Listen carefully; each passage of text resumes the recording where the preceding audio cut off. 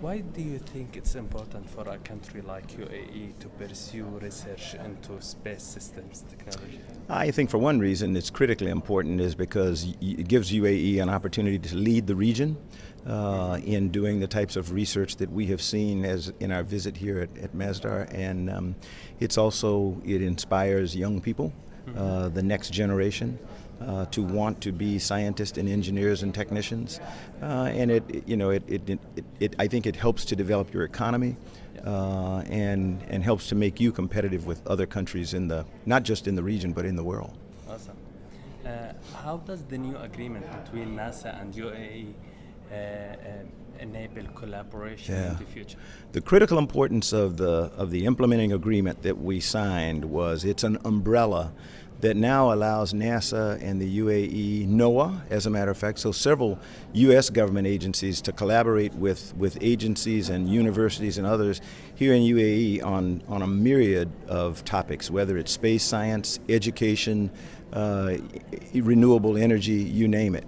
And so that's what's really critical about it, is it frees us up now to go back and forth. Yeah. Under that overall global agreement, we also signed a second one that's called an implementing arrangement on supporting your Mars mission. And that's so that we can take the data that you all gain from the Mars mission once it gets into Martian orbit, data about Mars's atmosphere, feed it into the data that we're getting from some of our satellites and from a country like India that also is looking at the lower atmosphere, and it gives us much more integrated information about the atmosphere of Mars. Yeah, good.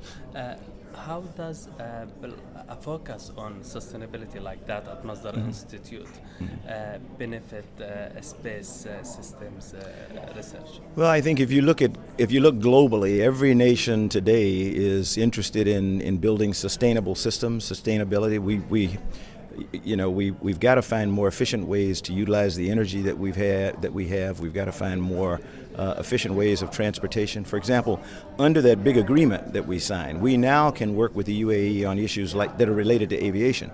Yeah. So when you talk about sustainability, it's helping with transportation, air transportation within the UAE to speed the flow of traffic from the ramp through the air to its destination. So limiting the congestion that you find today it'll make you happier when you go fly, because you won't sit on the ground as long, and you'll get to your destination on time, and the airplane will burn less fuel, which will subsequently make the atmosphere cleaner. So and all that's possible under this big agreement that we just signed. Think about the collaboration, or what do you think about the partnership between Masdar Institute and MIT? I think the two institutions seem to be perfectly suited.